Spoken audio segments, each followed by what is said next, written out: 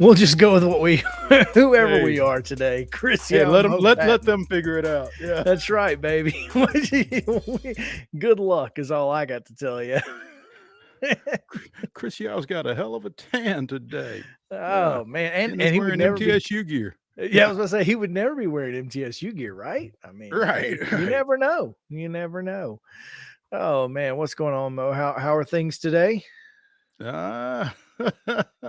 We'll talk more about that later. That's always good. Yeah. I like later. Later is good. Yeah. Man, do we have a lot to get to today? It's going to be there we go. I think I found the correct thing. The template. Yeah. The template. We're here. Heather Williams is coming up in just a minute. We've got a lot to get to today. College football playoffs announced their schedule for 2024 and 2025. We'll get into that. We've got Braves chatter, of course, the weirdest and wildest news from across the world. It is Wild and Wacky Wednesday, and so much more. But Mo, before we do anything else, since we are already running behind, let's go ahead and get into this day's rundown. High school baseball scores from Tuesday. Collinwood defeated Santa Fe 8-2 in District 10-1A play. Wilson Central with a 13-3 win over Cookeville. Christ Presbyterian Academy defeated Pope Prep 8-5. It was Franklin Grace 4, University School of Nashville 2. Hampshire 9, Culleoka 3, also in that 10-1A tournament action. Overton with a 6-0 win over Hillsborough. Green Hill defeated Lebanon 7-4. It was Giles County doubling up Lewis County 4-2 in 10-2A play. Also in 10-2A, it was Loretto 9, Summertown nothing. Middle Tennessee Christian with an 11-2 win over Battleground Academy. Murfreesboro Central 12, Hillwood 5. Smyrna edged Brentwood 9-8, and Zion Christian with a 5-3 win over Franklin Road Christian. Softball action, Beach 8, Wilson Central 6. It was Middle Tennessee Christian blanking Battleground Academy 8-0. And Clarksville Academy 11-1 winners over Mount Juliet Christian. It was Columbia Central 9, Cornersville 1. Davidson Academy doubles up Grace Franklin 20-10. It was Forest 12, Eagleville 2. Big wow. That's a little shocking there. Innsworth 12, Pope Prep 9, Hendersonville 17-14 over East Robertson with the late field goal. Loretto 10, Mount Pleasant 4, Nashville Christian 10-0 winners against Franklin Road Academy. It was Riverdale 6, Blackman 3, Culleoka 10, Santa Fe 6. Siegel 3-0 winners against Rockville, and Stewart's Creek edging Joe Burns 5-4. Charleston County 7, Westmoreland nothing. Zion Christian with a 17-2 win over Franklin Road Christian, and falling to Summit later 6-5 in the 7th inning. A comeback for the Lady Spartans there. Zion Christian was tired. Clearly, they scored 17 runs in the first game. Yeah, they should have held on to some of those hits. Boys soccer action on Tuesday. Station Camp with a 3-2 win over Beach. Christ Presbyterian Academy blanked White House 4-0. It was Greenbrier 9, East Robertson nothing. Lawrence County 3, Fayetteville nothing. Giles County 3, Columbia Academy nothing. Hendersonville with a 4-1 win over Clarksville. Laverne doubled up Mount Juliet 4-2. Cookeville with a 1-0 victory over Lebanon. Murfreesboro Central 2, STEM Academy nothing. Overton and University School of Nashville played to a 2-2 draw. Westmoreland edged Jackson County 2-1. White House Heritage 8, Good Pasture 2. It was Smyrna 4, Wilson Central 1, and Watertown with a 7-1 win over York Institute. College baseball action, Vanderbilt 11-5 winners over Georgia State. Tennessee 10 runs Wofford in 7, 13-3. And Lipscomb, big win over number 6 Arkansas, 8-6 in 11 innings. How about that for the Bisons? How about that? Catch me outside. That junior college game between Calhoun and Columbia State was canceled yesterday. Major League Baseball action, the Braves 6-0 winners over the Marlins. The Angels 5-1 over the Cardinals. Rockies get a 3-2 win against Milwaukee, and the Reds with a 2-1 win over the Padres. The Sounds, as we told you yesterday in the middle of the show, were 11-5 winners over St. Paul. High school baseball action today at 4 o'clock. Cane Ridge travels to Antioch. At 4:30, Hume Fogg and Murfreesboro Central will meet. Also at 4:30, it's Blackman and Oakland. Pope Prep is at Christ Presbyterian at 5 o'clock. Also, Richland is at Hampshire at 5 o'clock. Summertown and Lewis County will play at 5 o'clock. And at 6, McGavock is at Gallatin. Hunters Lane is at Station Camp. Springfield and West Creek will face off. And Giles County will play Loretto at 7, as will Rockvale and Riverdale. And at a time undetermined, Cornersville plays at Eagleville. Eagleville has not put a time in for their games all year long. Not one time. Why starting now?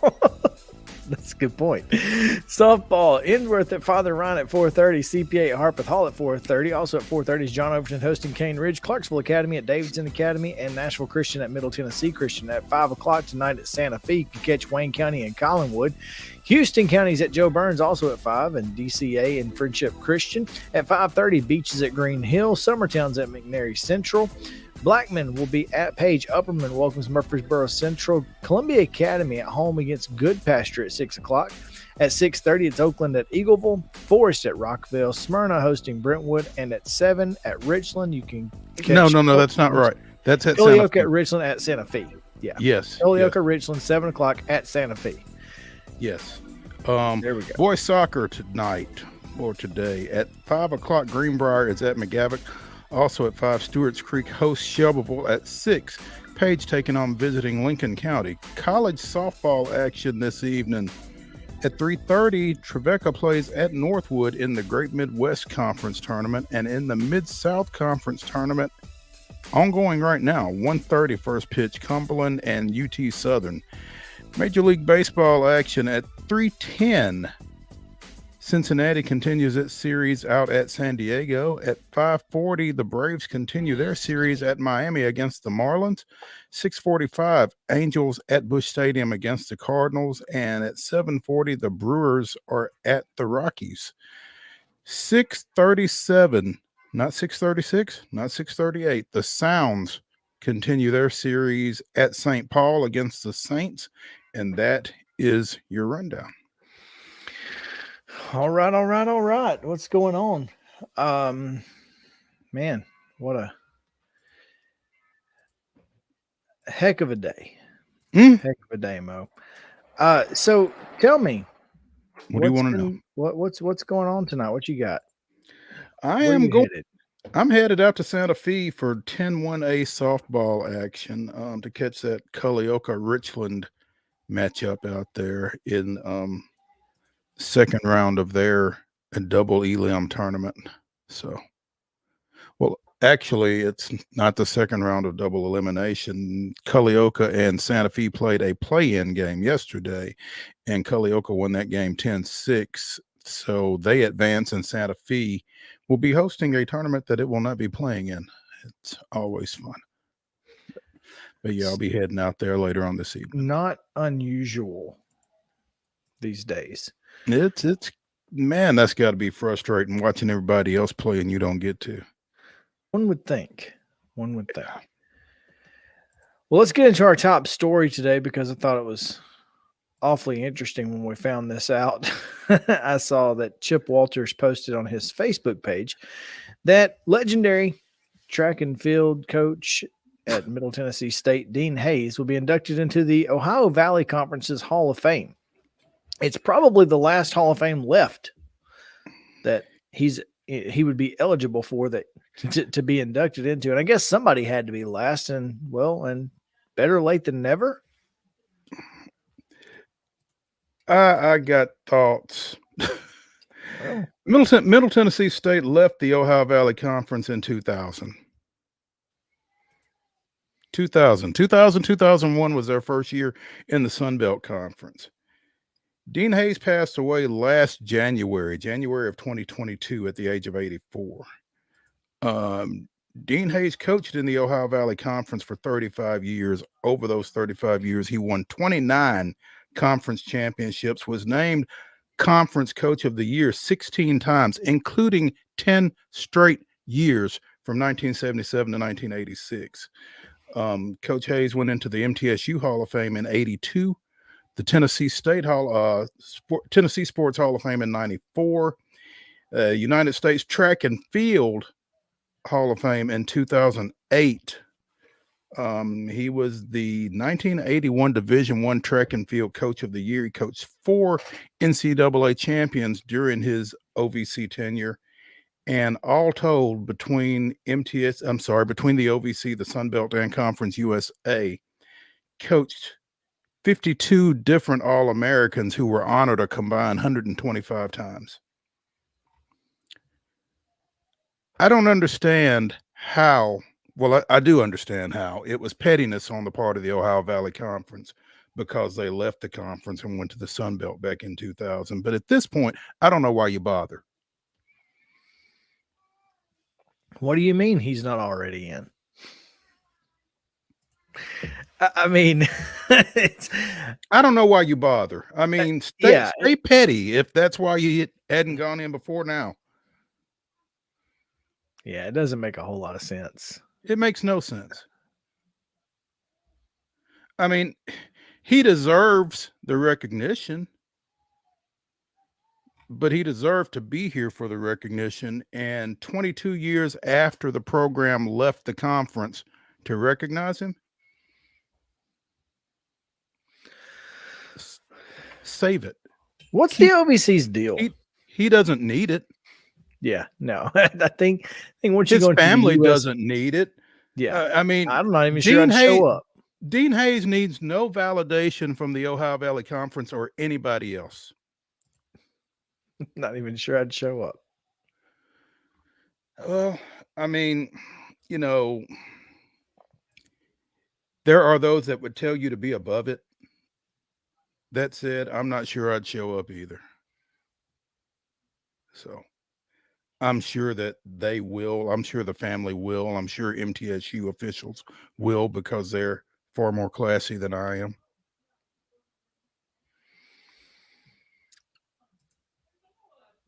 Congrats to Coach Hayes. Absolutely. Again, well certainly deserved.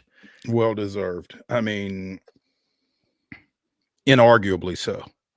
Yeah. And when people tell you it was long overdue, at no time has that fit quite like this. Yeah, that's the truth. Goodness gracious.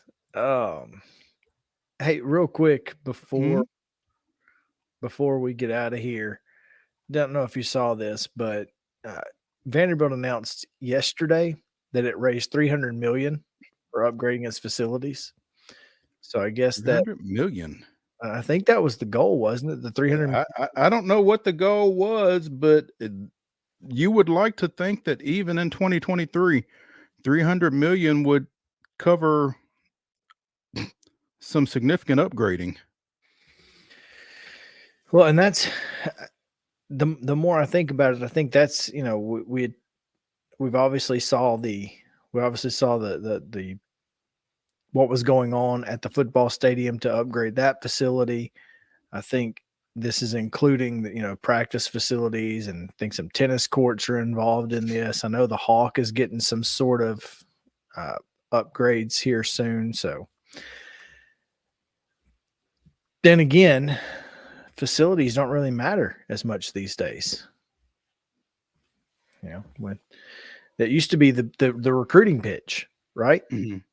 Yeah. And now it's more direct payment that matters. Yeah. So, but I mean, where you play, I think it still means something. It just is not as high on the list of priorities as it was at another time. I would agree with that. So, all right. Well, those are our top stories for the day. We'll take a quick break here on Main Street Sports Day, presented by Mid-Tennessee Bone and Joint. We will come back in just a moment as we talk with Heather Williams. Got a little NASCAR to get to, so y'all stick around here on Main Street Sports Today, presented by Mid-Tennessee Bone and Joint. Back after this.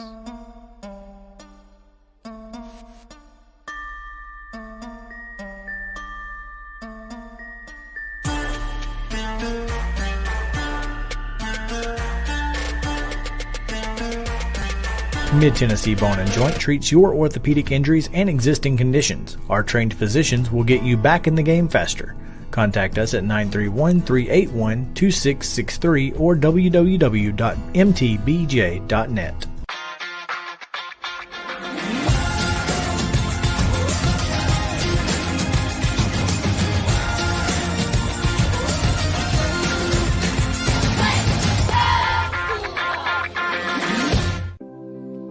Custom Stone Handlers supplies over 600 distributors and suppliers with quality stone products. Along with River Stone, we produce and distribute over 100 building, landscape, and other bulk products.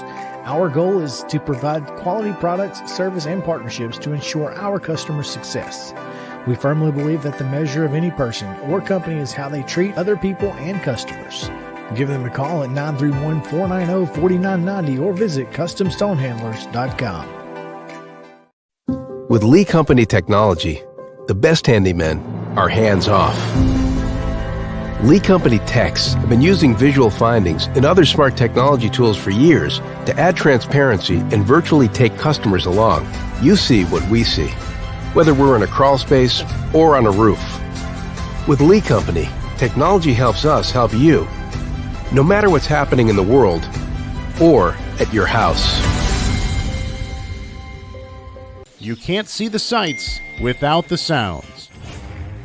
From the crack of the bat to the roar of the crowd and everything in between, discover what Hit City has to offer.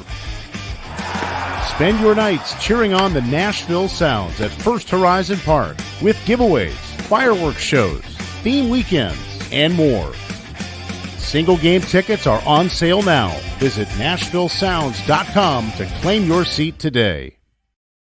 Attention Tennessee homeowners, we want to buy your house. Hi, we are Real Property Solutions, a local real estate investing group.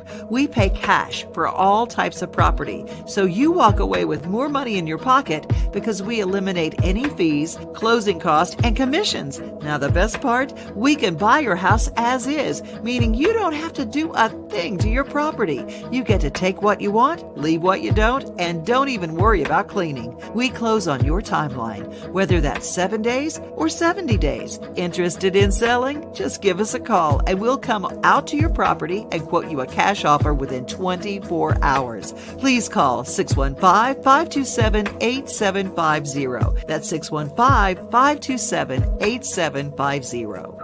Mid-Tennessee Bone and Joint has been the official sports medicine provider for Murray County Schools for more than 40 years. We specialize in orthopedic service, and our Ortho Quick Walk-In Clinic lets you bypass the ER. Visit us online at www.mtbj.net.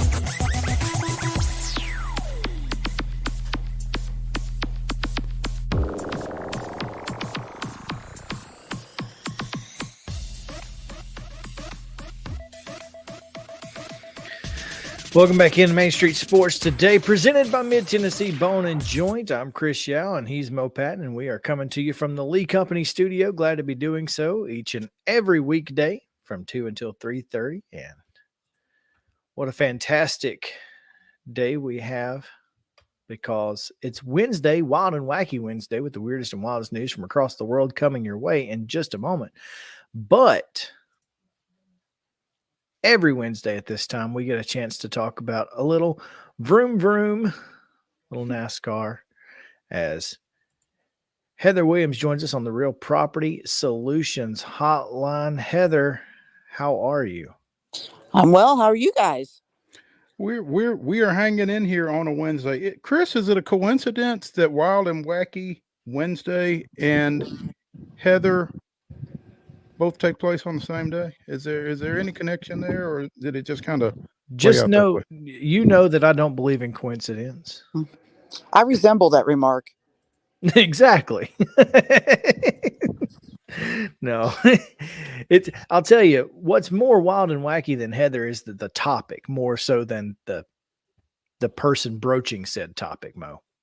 Mo doesn't believe you. He's known me a long time.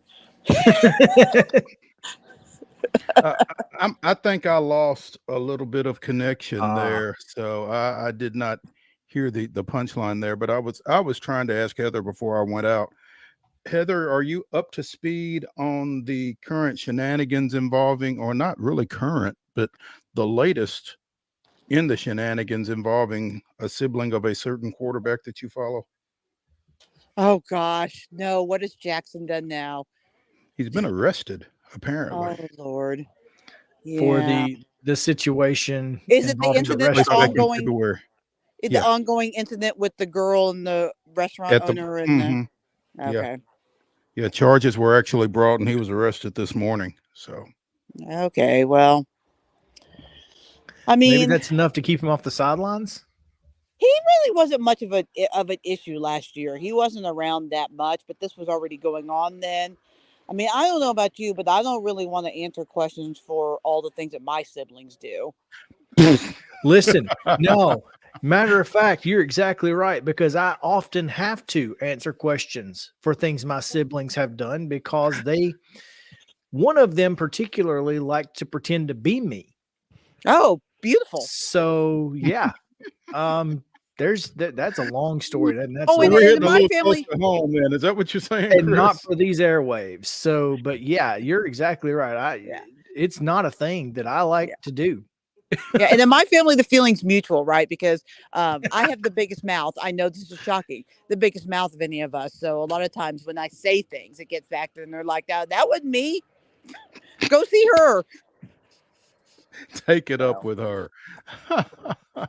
Heather, obviously there's a lot going on the track right now, but there was some news off the track yesterday involving Legacy Motor Club and their plans to run Toyotas next year. And outside of that organization, it seemed kind of blasphemous that Richard Petty, who serves as an ambassador for Legacy Motor Club, formerly Petty Motorsports, I guess, is going with Toyota. In the grand scheme of things, how significant is this? well, I mean, I guess it just depends on what your position is. If you actually want to see the legacy of Richard Petty and the team that he created that is now a part of Legacy Motorsports, and to see them be competitive in the sport, then I think this is nothing but positive, right? I mean, Toyota's been making a play to add teams. They are significantly outnumbered in the garage area as far as number of cars. And Legacy Motorsports is pretty far down the pecking order in Chevy ownership groups, right? You've got your Hendricks, you've got your Childress, you've got your Trackhouse, Colleague Racing. I mean, they're pretty far down that list. And Toyota made a pledge to them in their agreements to give them the exact same support and support and equal access to technology and those kinds of things as Joe Gibbs races is getting in 2311, because those are the only two Toyota teams in the garage now. So if you have the ability to have the exact same everything as Joe Gibbs or be fourth man on the totem pole at Chevy, what are you doing? I mean, if they really want to build this into something where they can compete and win championships, how do you not go to Toyota? I mean, and I think for Toyota and for Legacy, this is a win. I understand that people don't like the idea of Toyota in quotes and a foreign in quote uh, automaker, but I mean, the Toyotas are made in Kentucky. I mean, they're as American these days as any other car out there on the track as far as percentage of their car made in the States. So, I mean, I know why hardcore NASCAR fans don't like it, but for Legacy Motorsports, it is absolutely the best move for them. Friend of the show, Ryan McGee at ESPN McGee, yesterday tweeted out that very fact. I appreciate my fellow old school Richard Petty fans reaching out about this, but a reminder, the King himself drove for Ford, Dodge, Oldsmobile, Plymouth, Yeah. Chevy, Buick, and Pontiac. And if Toyota would have been an option, he would have driven. He would have driven. Right, because he was always about having the best car out there, the best chance to win. It didn't matter what the nameplate was, right? The King wants to win. Why is that different now? And while Toyota HQ is in Japan, Camrys have been built in Kentucky since 1989. Yes. Correct. Yeah. I promise you, if Toyota would have been an option, Richard would have Petty would have driven one at some point. I Yes. promise. Because he drove everything that was an option at every point in the series. So Plus, fans don't need to fool themselves. No. Richard is just a figurehead at this point. I mean, it's sad, but it's the truth. He's just a figurehead at Legacy Motorsports. Marty Gallagher and Jimmy Johnson are running the show. Is he cool with that? I mean, I don't guess it really matters if he is or not, but I mean, he would never say if he wasn't. I mean, I'm sure it probably bothers him a little bit, but I mean, the teams that he's had the last few years really haven't been all that successful. So, I mean, I think at the end of the day, he wants to be associated with the team that wins. So, and pairing with Marty and Jimmy and handing over control to them is really the best chance for his to get his teams back in victory lane. As Eric did at the end of last year when it was just Marty Gallagher and the King, and adding Jimmy will in the long run only help that. how surprising is it that Chevy would, and maybe they didn't go, maybe Legacy didn't go to Chevy and say, hey, we've got an offer on the table. But if they did, would it surprise you that Jimmy Johnson wouldn't have enough sway with Chevy to get a little bit better deal? Well, I'm not really sure how Chevy operates, like how that manufacturer operates, but I mean, I kind of think that it, your what's the word I'm looking for? Your access to technology and stuff is kind of a little bit in a legacy kind of seniority pecking order, and Yeah. so this beast basically being a brand new team, it's just not something that they could overcome. I think that's probably more than anything, but it's my understanding, especially last year when Kyle Busch Motorsports left, that Toyota has been really, really hot on trying to add more teams on all levels and throwing around ridiculous money to truck teams and cup teams, trying to get them in their camp because they don't like being outnumbered. They don't like, the disadvantage of only having, I mean, at one point they only had 5 Toyota cars on the track and they only have 6 now. And that's Sure. you can't win a manufacturer's championship no matter how good your cars are when you only have 6 cars on the track. So I think Toyota's been throwing around some really good money. So it might have just been a thing where the money was just too good for them to not say yes. Well, it's certainly something to look forward to because I do think it's going to make a big difference. We talked about it when Bubba Wallace left to go to the Toyotas and the team that he's with now. It just, we talked about how much better the equipment was going to be for him because obviously Petty Motorsports just wasn't getting the top of the line kind of stuff. And at this point, perhaps Legacy Motor is going to get that from Toyota, and that team will soon become, really relevant in the world of NASCAR. I'd like to see it. I mean, I think we all would. Who doesn't want to see the King be successful? No, exactly. And Jimmy Johnson. Well, I was going to say that might be the rub right there. and but I here's the thing. I don't know. I'm a Jimmy's Jimmy time- fan, and I was a Jimmy Jimmy's fan time when they won. Jimmy's time away from the track, I think, has softened NASCAR fans. His reception at Daytona was different than it was when he was racing full time. I think he's kind of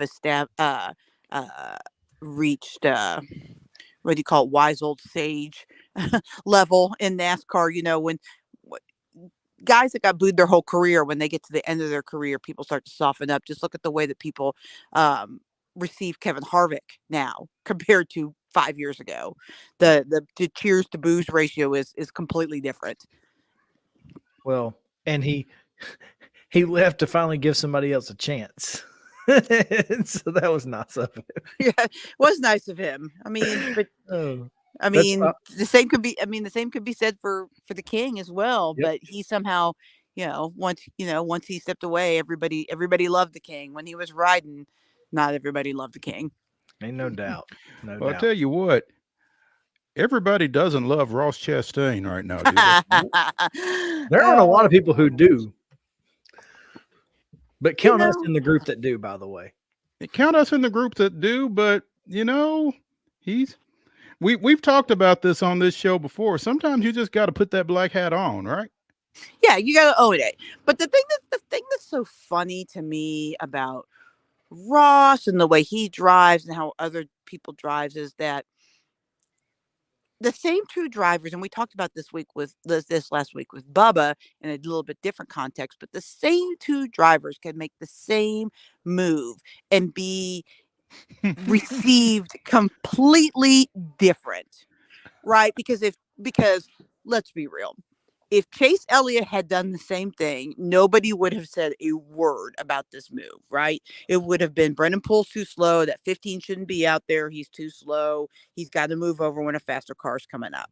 But because of Ross and because of the interactions that he's had with other people and his not give a crap about the fact that people perceive him that way, then he just takes guff for things that other drivers wouldn't necessarily take stuff for. So, I mean, now I will say this. Ross was wrong in this situation. Like he flat out ran over Brendan Poole, but you know, Okay, but it wasn't Hear on me out.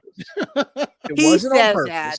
No. Okay, so NASCAR.com has a couple of guys that kind of break down film each week, right?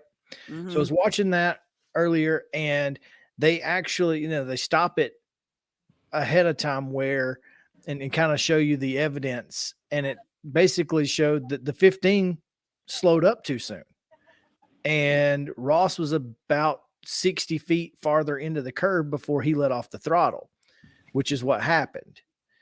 That being said, and this is their analogy, and this is not my analogy. I think it's a great analogy, though. You can't follow somebody as closely going 75 on the interstate as you can in the school zone. And so I think it was, that's just how Ross knew where he needed to let up off the throttle. 15 knew where he needed to let up off the throttle. They just weren't at the same place. And Right. But see, here's the thing. Is Ross a top tier driver? That's a good question. I don't think top tier, but I certainly would say he's close to the top and the second tier. Okay. Where's Brendan Poole? At the very bottom. So doesn't Ross need to be aware of who he's racing around? Like when he sees so. that 15 up in front of him, doesn't he know A, that 15 is probably slow, A, that he's probably going to struggle going into the corners, and B, I need to be a little careful when I'm around him. Situational awareness. Right. Absolutely. And I've actually talked to Ross about this last year specifically, and he is still getting used to racing with the big guns as opposed to racing with the Brendan Pooles of the world.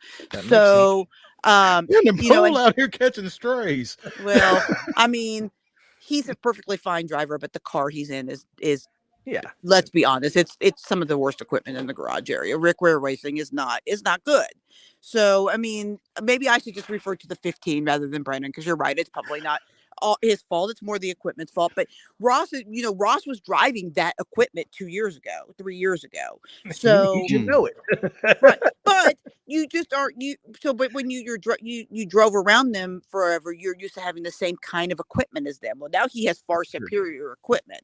So I mean, but he's still in the wrong. He punted him, but I'm not mad at him. I'm not. It happened. It happens to a lot of people when you have more car than the guy around you. It happens. So, but it's just funny the reaction as I mentioned to him when he does it as opposed to when someone else does it, or when Bubba does it compared to somebody else. Whatever your reputation is to the great masses is who you are, no matter what happens. Don't you Williams? It's also partly his spotter's fault too. I mean, doesn't the spotter need to tell you, "Hey, that's the 15. Don't forget."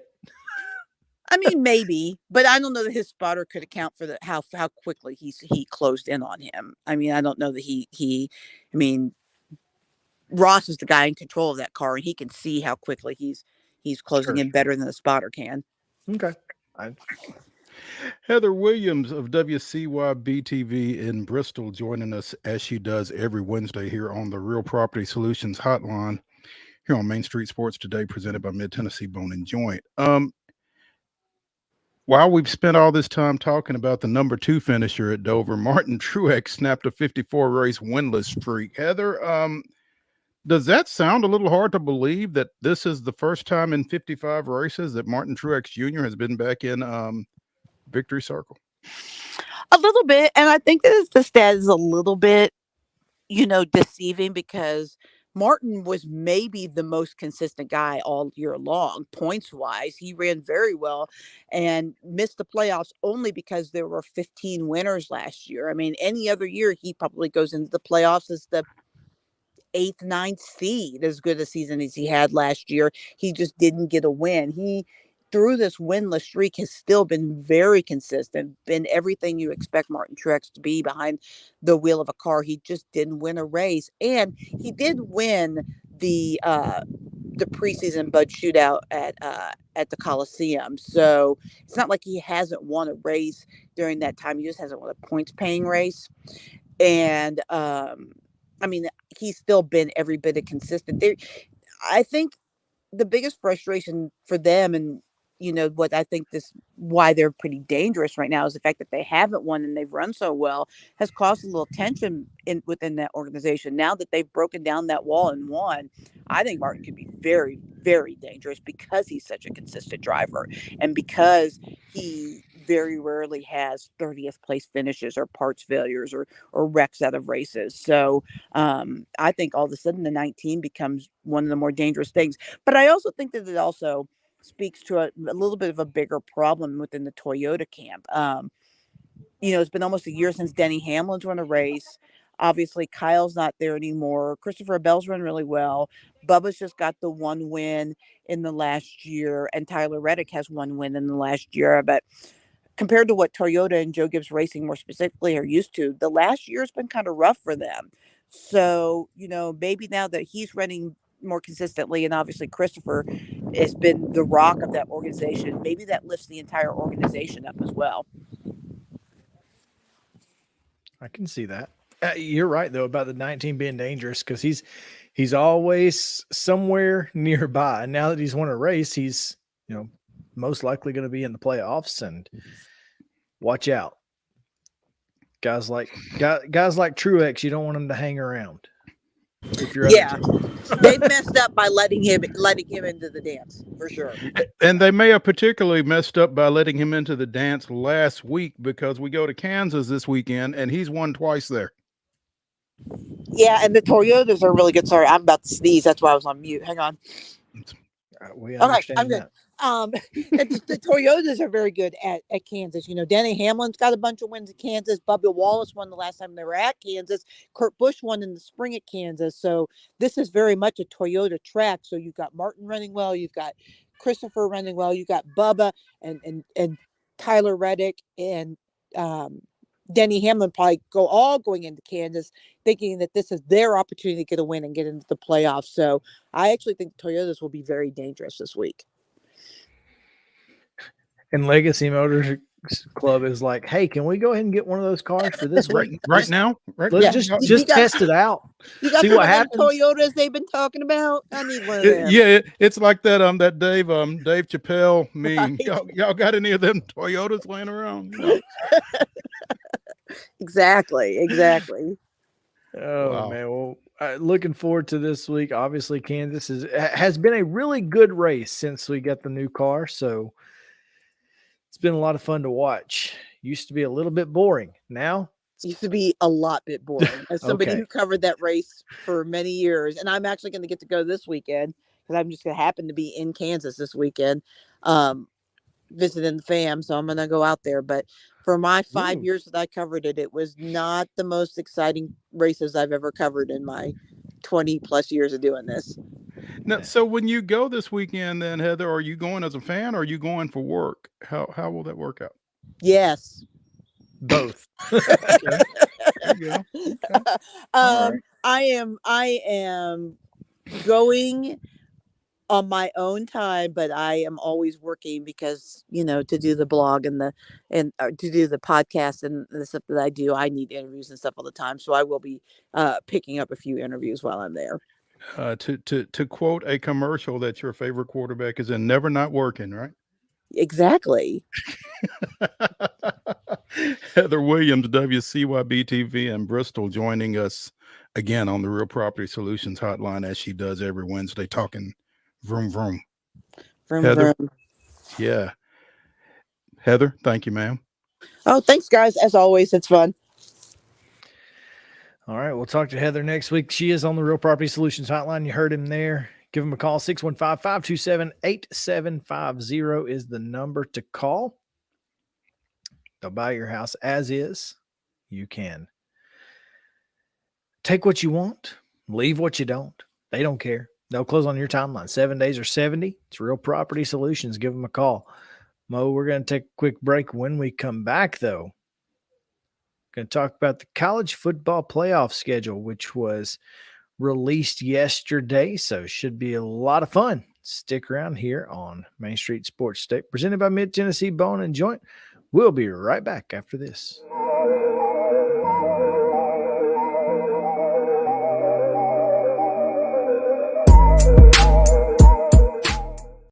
Mid Tennessee Bone and Joint treats your orthopedic injuries and existing conditions. Our trained physicians will get you back in the game faster. Contact us at 931-381-2663 or www.mtbj.net.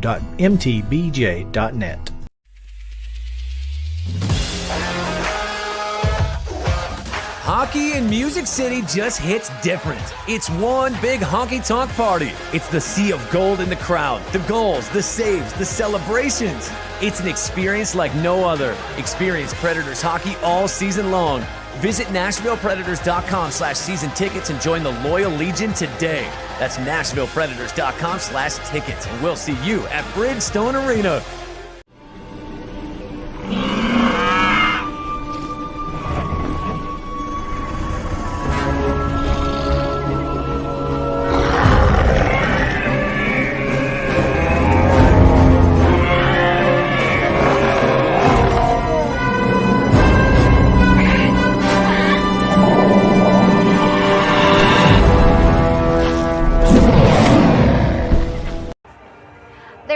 Better than drinking an ice-cold beverage while taking in a Nashville Sounds baseball game. Hi, I'm Stephanie Miller with Mornings on Main Street. The Nashville Sounds and Main Street Media Television have teamed up to promote Sunday Family Fun Day here at First Horizon Park each Sunday home game. Just go to your favorite Main Street Media website and click on Sounds Main Street Media Day banner to register to win free tickets. And then we'll see you here at the ballpark.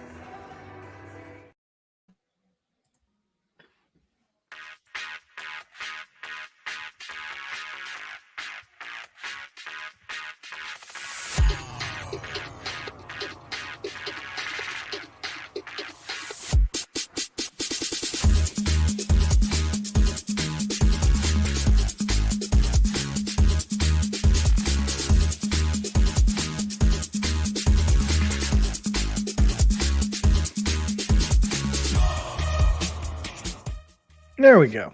We figured it out eventually. Oh, man. Welcome back into the Lee Company studio in Main Street Sports today. Presented by Mid Tennessee Bone and Joint. I'm Chris Yow. He's Mo Patton, no matter what the banners may or may not say. Next time, we just won't do banners. Just be what it is. Maybe the best play today. Oh, man. But, Mo, we've got a pretty big news-worthy situation here, I guess, as college football playoff announced yesterday the schedule for the 2024 and 2025 college football playoffs. Both of those will be the 12-team playoffs that will obviously start next year. Should be a lot of fun, I think, but looking forward to it. We'll take a look at it here. And there we go. Thoughts on, first of all, we kind of knew this was coming with we knew that the on-campus games were going to be the first round games. They'll take place the Friday and Saturday before Christmas on campus. And to me, I feel like that's a pretty solid time that gives you a week off between, which I don't think teams in this, most of the teams in these games won't be playing for conference championships 2 weeks prior. Or maybe they will. I mean, maybe, you got Well, I mean, two some loss. will. You got Some a will. winner. You're gonna Yeah. have some at larges in there, but you're also gonna have like your G5 champions that advance are going to have played for their conference championships. I guess Right? that's true. Yeah. And some of them could very well be seated in that in that, what is it, 5 to 12 range, 5 I to guess. 12, yeah, because I mean, all of your No, G5s aren't going to be top 4. not 5 to 12. What? Is it? Yeah, I guess it it's is. 12 Okay. teams, right? Yeah, yeah. So Yeah, so that's your right. first round is 5-12, 6-11, 7-10, and 8-9. Right. Okay. And those are going to be on campus. Those will be on campus with the obviously higher seed teams hosting. Mm-hmm. From there, you'll move to the quarterfinals, where you will then move into the bowl season. And on New Year's Eve next year, not this coming year, but the year after, Right, you'll get the Fiesta Bowl on a Tuesday, which is New Year's Eve. So who cares? yeah. And then January 1st, you get your Sugar Bowl, Rose Bowl, and Peach Bowl. And I'm going to tell you, I love this. Mm-hmm. I absolutely love the fact that New Year's Day is going to have the Peach Bowl, Rose Bowl, and Sugar Bowl again. And then you got the Citrus Bowl that'll be in there, I'm sure, on top of that. There'll be a couple other New Year's Day bowls that are just, that have always been there. New Year's Day, this feels like college football taking New Year's Day back. To some degree. And now, is it bigger to be on New Year's Day, or is it bigger to be the semifinal game? Because the Orange Bowl and the Cotton Bowl get the semifinals in 25, and it looks like the Fiesta Bowl and the Peach Bowl get the semifinals in 26, with the Cotton, the Orange, the Rose, and the Sugar being your quarterfinal games, yet again. Are those going to rotate through? I'll bet you the Rose Bowl wants to be on New Year's Day. On New Year's Day. And No maybe the matter Sugar what. Bowl, maybe the Sugar Bowl does as well. I mean, I think that's very possible. And here's the thing. I don't think they care, because it's still a meaningful game. And of course, Pasadena and New Orleans are going to get championships. And I guess being anchored on New Year's for them maybe is more important, like you said, than being, a semifinal game necessarily. So. Yeah, I don't think the what round playoff they're in really matters to them, because again, like I said, they're going to get championship games. Mm-hmm. I mean, Pasadena and New Orleans are going to get championship games. They just are. Atlanta too. I mean, obviously, because they get it in 25. So what I love about this is that the bowl games are taking New Year's Day back. What I hate about this is that now fans have to travel 3 different times in the postseason. Mm-hmm. That being said, you could also argue that fans who would not normally get to go to a Rose Bowl, Orange Bowl, Sugar Bowl, Cotton Bowl might get an opportunity to do so, because, those people They've got a team in it. Well, more than, if I'm a diehard fan, but I can only afford to go to one bowl game a year, I may not go to the Rose Bowl or Sugar Bowl and try to go to the Peach Bowl or the Fiesta Bowl or the national championship or something like that. So, or maybe those diehard fans can't get off the second time. So now an additional set of fans. Now, obviously it's going to be a smaller number, but there's going to be an additional set of fans who have the opportunity to go to those bowl games because other fans won't be. Does that make sense? Yeah, it does. It does. That's a good point. There's going to be some ticket availability that might not be there otherwise. Right. And I think that's a cool thing. So yeah, I mean, there are positives and negatives to it all. But the way that this sets up, especially for the semifinals, and I know this sounds goofy because it's Thursday and Friday, but if you're a fan of football, you're talking about Super Wild Card Weekend. You're talking about a Thursday night college football semifinal, a Friday night college football semifinal, 2 Saturday wild card games, 2 Sunday wild card games. Are you kidding me? Yes, please. Grocery stores will be sold out. Won't be no wings nowhere. And you can't afford wings as it is. Well, there's that. $1.50 a piece these days. Right. Goodness gracious. I mean, but seriously, I saw, I don't remember who it was. I saw someone on my Twitter who basically said, I'm going to be posted up every day. Every day. You are not going to get me out of the chair from Thursday through Sunday. Just don't even try. Just going to sleep in it. I mean, why not? Kidding me? This is going to be fantastic. Now, is it the greatest thing in the world for, is it the best deal possible? No. But everybody's got to give a little to get a little. Mm-hmm. Yeah, and to pull something off like this, you're not going to get 100% acceptance. That, like you said, not everybody's going to be happy with this, but to do it this way, this is the best. I'm not sure what the alternative is that works. And then you got a national championship on us January 20th and January 19th. Now, listen, I'm all for a shorter period of time between the end of college football and the beginning of college football. So I'm not going to argue a whole lot here. But I tell you what, I mean, if you're talking about not necessarily player safety, but, excuse me, student athlete integrity, surely they're into the spring semester. That's right at the end of your Christmas break. Typically they start on the 20th or the 19th. So you're talking about missing a day of school, maybe at most.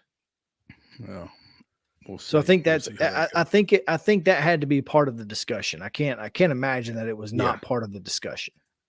So here's the question, Chris.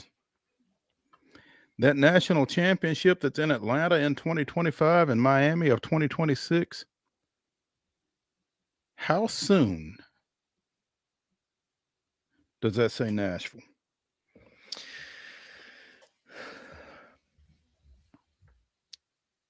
No later than 30. No later than 30. So 27, 28, 29, or 30. I don't think it'll be 27. No, that's the first year. I don't think it'll be 27. You think it'll be that quick though? It'll absolutely within 4 years. They'll want it while the new is still there. While it's still relatively new, they'll want it then. 2, will they be ready for it that quick? Whenever the Fiesta Bowls opportunity comes up, Nashville will get it. I don't know when Tempe's supposed to get it again, but whenever that is, that's when Nashville will get it. What's your basis for that? And go Google Fiesta Bowl field. Because you saw it last year. It was just a disaster. with that turf during the Super Bowl. That tray that they rolled out with turf on it. Yeah. Okay. It was a disaster. And I Yeah. think, and here's the thing is, it's not the grass, because it's been a problem in Tempe for as long as I can remember. Mm. The issue at the Fiesta Bowl has always been the turf. Mm-hmm. And I don't know what the problem is, but I know it's been a problem. Mm-hmm. So I think the next time Tempe is supposed to get it, Nashville will get it in their stead. Mm. And guess who's going to be real mad about that? Former Nashville Super Speedway executive and current Fiesta Bowl CEO. Oh, Eric, what's his name? Yeah. I don't even remember his last name, but yeah. I don't remember his last He's name not either. gonna Hang be on happy. a minute, because I think I've got him in my phone, even though I could never reach him. Oh man. What is his name? Eric Moses. Eric Moses. Yep. With a K. Eric with a K. Eric with a K. He's not going to be happy, but that's what's going to happen. Wow. That's unfortunate for him. It is, in fact, unfortunate for him. But look, I mean, we're talking about the college football playoff being 12 teams. And, you know, after we spoke with Bill Hancock last year, you and I were both on board with 12 teams. I think it's the best possible solution to expand it while also keeping the regular season as incentivized as possible. Mm-hmm. A lot of folks upset because the regular season is going to be devalued, et cetera, et cetera. But kind of like college basketball, what are we more focused on? What's more important? Finding the best team or arbitrarily choosing 4 teams based on preconceived notions? I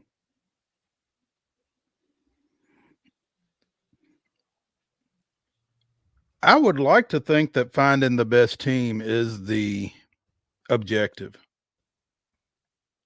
I'd like to think.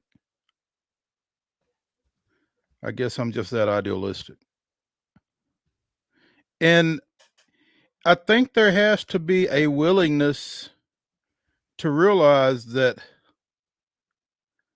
the best team might not necessarily be who we think it is. I mean, again, we threw Texas Christian up there all year. And, you know, got a friend whose son was on that team, and I hate this, but I mean, for them to get undressed the way they did in the championship game really makes you wonder if they should have been there. Or makes me wonder. Or maybe Georgia just would have done that to anybody. Well, I mean, I think Georgia would have done that to most anybody. I think the style of play, you know, is what it is between the two. But you got to remember, they whipped a Michigan team that whipped Ohio State, that Ohio State took to the wire, took Georgia to the wire. Mm-hmm. So, I mean, I think that's what's important is that, you know, you can't play the A equals B, B equals C, A equals C Pythagorean theorem scenario here. You can't do that in college football. It's all about lining up and playing the game. And I think that, you know, to that point, maybe it's, you know, like we talk about with the NCAA tournament, maybe it's matchups. It is matchups. And I think, what is it? As I look at it, it's potentially 4 rounds. Right? Yeah. If you're a 5 seed or lower. Yeah, right. Potentially 4 rounds. But you've got teams that have the bye ahead of you. You know, you've got a bye all the way. Now rest versus rust is always a factor, and that will definitely be a talking point we will have. But here's the thing, though. I mean, if you come out of that first round, you have played 12 regular season games. You have played a conference championship game in some cases. And well, you played all of the top 4 seeds will have played a conference championship game. Yeah, but I mean, Right. if you're in that 5 through 12, Right. You may be playing 17 games, right. and that's a lot. That is a lot. That's a lot of football for a 18, 19, 20-year-old.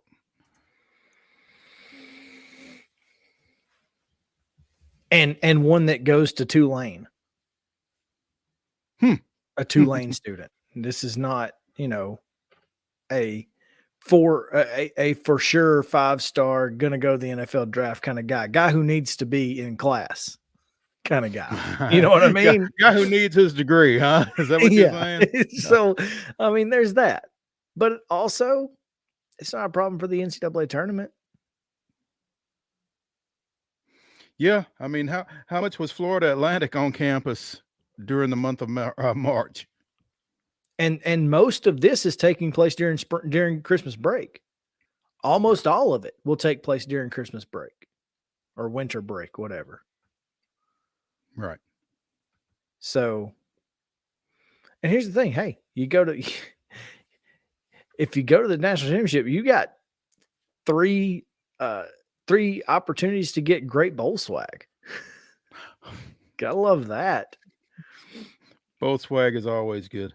So anyway, I'm looking forward to this, man. This is going to be a positive. I know I'm in the minority. I'm aware of that, or at least based on my Twitter feed, I'm in the minority.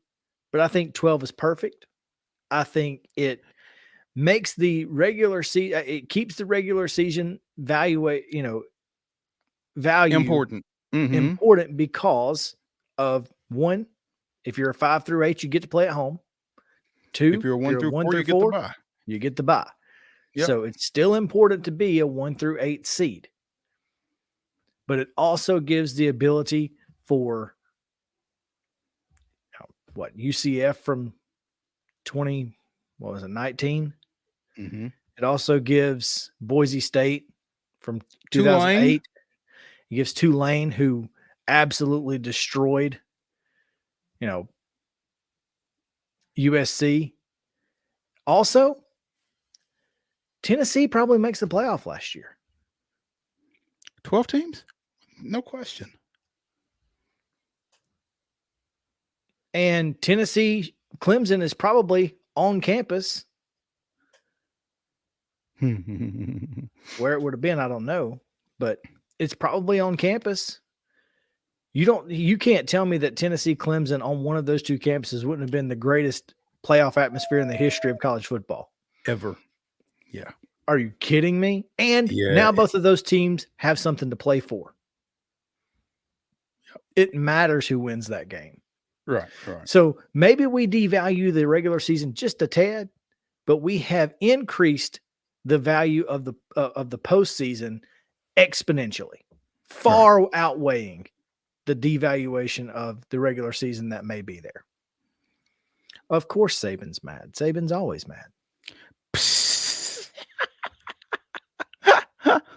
Is Saban mad though, or is it a warning? Because you never know. And typically when he's mad, it is a warning. So and he's like, okay, listen, I don't like it, but if that's the rules, that's the rules. I'm gonna beat you with them too. Oh, to answer your question, Geezer, the seating capacity of the new Nashville Stadium will be 60,000. So, which is what the NFL says is the minimum for a Super Bowl. Yeah. And obviously Nashville. And if it had been 48, that would have been the minimum for a Super Bowl too. Yeah, be aware that in the next 12 months, Nashville getting a Super Bowl will be announced. You think it'll be that quick? I mean, they'll announce it in the next 12 months. They'll say Nashville's getting it in 2028 or whatever, or 29 or whenever they're going to get it. Right. But they're going to announce it within the next year. So all right. Get ready, Nashville. Things are about to pop off. Let's take a break, Mo. When we come back, we've got little Braves to talk about. So Stick around here on Main Street Sports Day, presented by Mid Tennessee Bone and Joint. We'll be right back after a short word from our sponsors.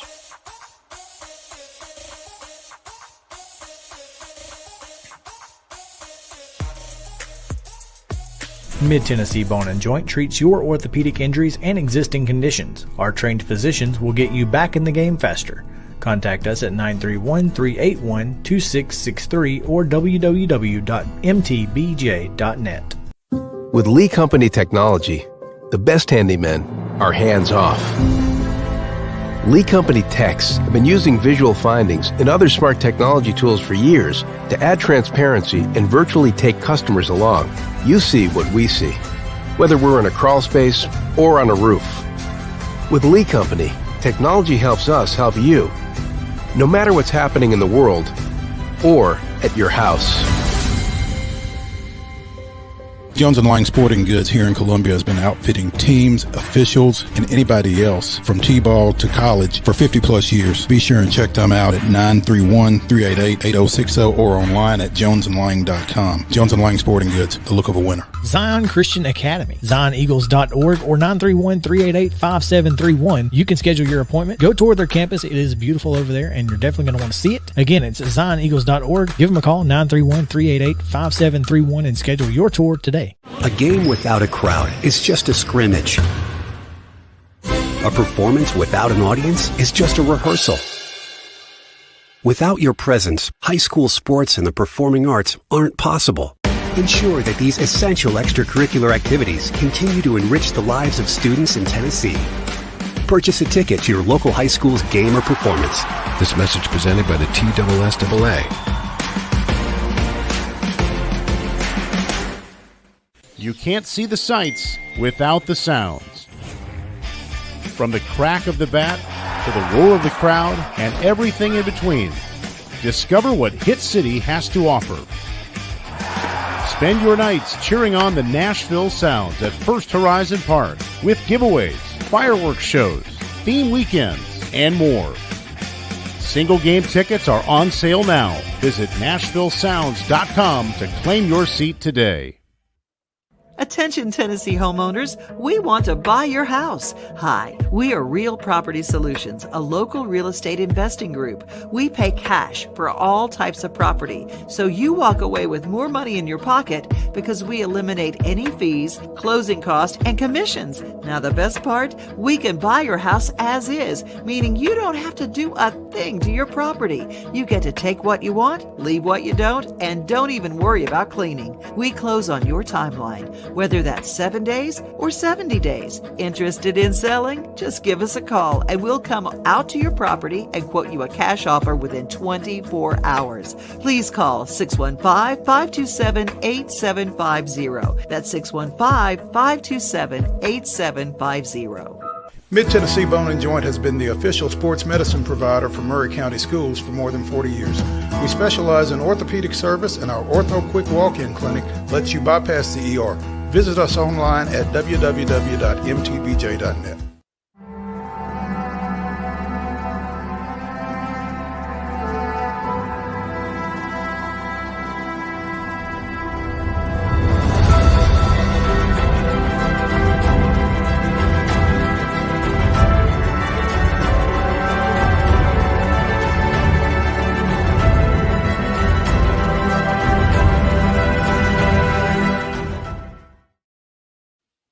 May 3rd, 2009, Tampa Bay's Carl Crawford became the fourth major leaguer since 1900 to steal 6 bases in a game.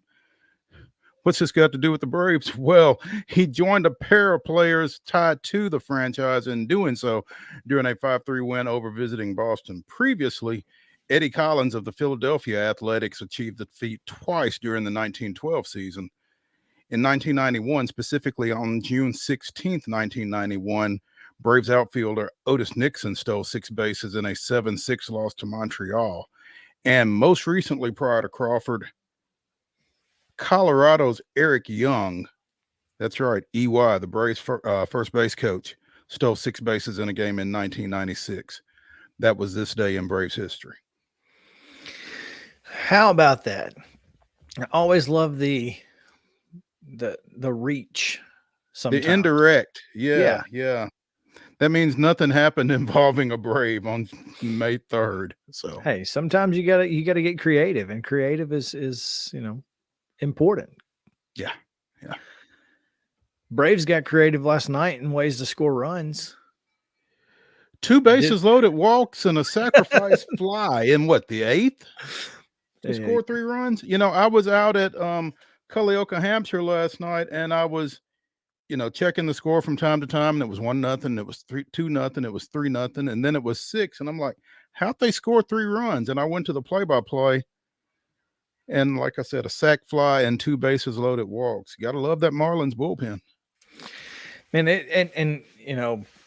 it was crazy because I was wearing my Apple Watch on the field last night, just in case something happens and I've got to, with the kids or something, like I need to know.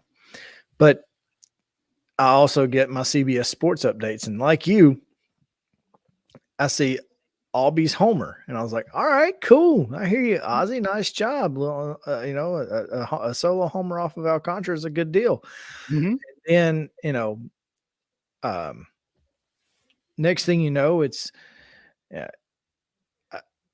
what was it? Eddie Rosario grounded into a double play. Mm-hmm. It was unfortunate, but still got a run across. Then Rosario gets a 2-out RBI single to make it 3-0. Blah blah blah. Acuna sack flies in Riley, who was on base surprisingly, and then I think Murphy got walked in a run. So it was just crazy, man. Every time you looked up, the Braves were scoring a random run. And unusually, Atlanta ran up the pitch count last night on Alcantara. Got him out before the 6th inning. He pitched through 5 and left, trailing 3-0 because, again, Bryce Elder is just fan-freaking-tastic right now. 96 pitches, 64 strikes for Bryce Elder in his work last night. What did he go, 7? Yeah. He went 7. 3 hits, 6 strikeouts over 7 innings. And we followed him up with Kirby Yates and Joe Jimenez. The 2 guys we talked about literally yesterday. Not wanting to see. Yeah. And yet, if we did see him, we knew we were going to be up quite a bit. And we were, in fact, up quite a bit. So, big win for Atlanta. Obviously, anytime you can beat Sandy Alcantara is good. Marcell Ozuna, with 2 hits last night, has been hitting particularly Sandy Alcantara very well. 2 for 4 this year is Ozuna against Alcantara. The rest of the Braves are 5 for 58. So there's that. He's up to 3 digits now. His batting average is now 111 after a 2 for 4 night. And a walk, by the way. Mm-hmm. Yeah, he's working on that on base percentage too, huh? Yeah, it's all the way up to 222. No lineup yet, huh? I've not seen one. I'm a little surprised that we haven't seen one. We typically see one about the. I mean, it can't be a rain delay. They have a roof. That would be the most Marlins thing ever, by the way, to have a rain delay in a stadium with a roof.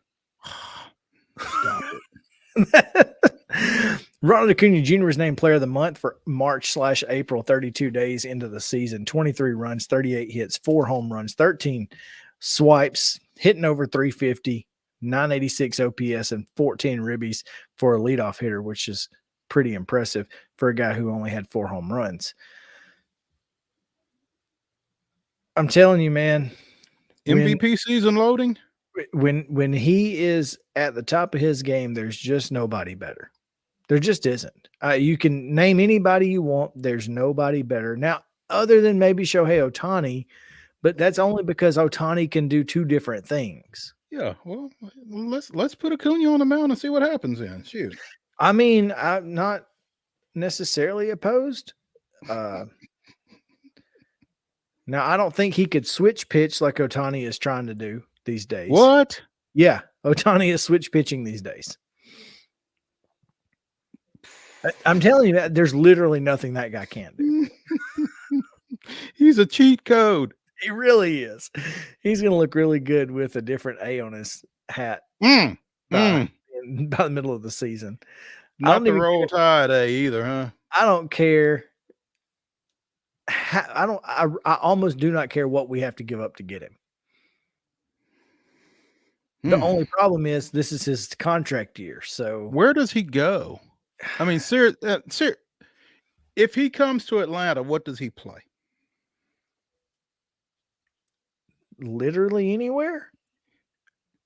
Can't play. He plays right when he's not pitching, right? But he can literally play anywhere. But I mean, where are you going he to plays? But I mean, this is a guy switch pitches, Mo. We could put him at catcher, and he'd probably be good at it. I mean, left field is available. There's a pretty big hole out there, and has been for a while. So we talk a lot about Brian Snitker on this show, with good reason, I think. And I just don't think that the creativity is there. No, he'd platoon Acuna and Otani. I mean, I think it would just blow his mind to have to play Otani in left field 4 days and then pitch him on a fifth. I don't disagree with you. And here's the thing. We don't need any help in the pitching rotation right now, which is a problem, by the way, because we don't need help. Yeah, because Michael Soroka is sitting in Gwinnett going, okay, guys, am I going to get to play in Atlanta this year? Because right now it doesn't necessarily look like I'm going to. Bryce Elder in his last two outings, granted, both been against the Marlins, but the Marlins are second in the division. Bryce Elder has been fantastic. 7 innings yet last night, only 3 hits, struck out 6, no earned runs. I mean, ERA down to 1.75 for people that care about that number. Didn't walk a soul. Yeah. But Chris, say it with me. Those things work themselves out. I don't know that they will for the Braves. The Braves never lose. All right, Frank. I honestly don't know. I don't know that they're gonna be able to unless you go six deep. Wouldn't be the worst thing. I don't think it would either. You and I talked about this at one point about going 6 deep with, trying to work Soroka and Elder into pitching 162 games. They've never done it. Right. So you basically just platoon them by extending their rest time one day. And by the way, you've got Max Fried at max potential. You've got Charlie Morton, who's obviously aging, but has been fantastic early this season. You get him a little extra rest by September, October, and things start to look really, really good for Atlanta. I don't think a 6-man rotation is out of the realm of possibility. No, I really don't. You know who, if Soroka is looking up here and wondering, then Dylan Dodd and Jared Schuster might as well just get used to the stripers, huh? Yeah, 1P. 1P. I caught that. Yeah.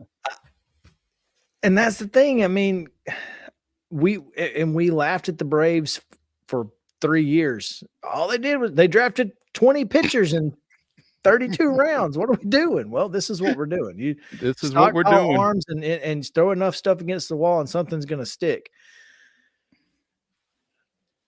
Yep. And I stole that line from my Facebook memories today. You said that last year or year before last. I can't remember on the show. And I just happened to, when I was scrolling through the show, I heard you say that. So, Well, just a little every nod. I know a little something. there you go. But yeah, what a night! And look, Atlanta's got another one in Miami tonight. They're feeling good. I'm feeling good. What are your thoughts? I'm feeling good. I think it's time for Kyle Wright to get into the win column. 0-1 with a 4.86 ERA, going against a fellow Alabamian in Braxton Garrett. That's it. So this happened last time, didn't it? Mm-hmm. It did. So Braxton's from Foley. Wonder if he's had any throwed rolls. He's probably thrown some. That could very well be. Maybe that's what built up the arm. Yeah. There you go. And then you've got Huntsville's Kyle Wright. So from Buckhorn. Yeah, the Bucks, not the Lady Bucks. I wonder if he and O'Connor were there at the same time. That's a good question. You'd have to ask him. Yeah. Text OC, see what he says. He might know. Anyway, it's going to be a good one tonight. Looking forward to it. And Atlanta continues to roll. Did the Pirates lose last night, by the way? I don't believe they did. Yeah, they did. They lost to Tampa Bay 4-1. All right, so the Braves have the best record in the National League, tied with Pittsburgh. Yep, 20 and 10. And 13-3 on the road, Mo. The Braves? You'll take that every time. Every time. What you don't like is that 7-7 at home. These things have a way of working themselves out. There you go. There you go. All right. Well, let's take a look around the world for the weirdest and wildest news, Mo. All right. Because I have scoured the internet and I think I've come up with some fun ones. You typically do. So let us dive in. See, this one would have been good for Justin to be here because it's a golf one. But a Southwest Florida, Lakeland, Florida, I guess it's kind of middle Florida, golf course at Cleveland Heights said that slow golfers need not come by here because if you do, you might catch a whipping. And some of them did, as a matter of fact. Oh, Lord. Oh. Apparently, some guys had been hitting into players who were playing because the players in front of them were slow. And too slow for them. It basically caused a fight. Yep. So there you go. Just be careful out there. You got folks who are legitimately not happy. If you got to be careful who you're hitting into these days. Yeah. What are you thinking? That's ridiculous. It's a bad idea. It is a bad idea. I mean, you might be in a hurry, but they might slow you down permanently too. So, I mean, better calm it down. Speaking of being careful and calming it down, a man who has allegedly fathered 550 children has been banned from donating any more of his sperm after he deliberately lied to prospective parents. Donors are allowed to father a maximum of 25 children with 12 mothers. This guy, identified only as Jonathan M. under Dutch privacy rules, provided his sample to several Dutch fertility clinics, a facility in Denmark, and people he met through advertisements and online forums. And the judge heard the civil case It said the donor deliberately lied about this in order to persuade the parents to take him as a donor. He's now confronted with the fact that the children in their family are part of a huge kinship network with hundreds of half-siblings they did not choose.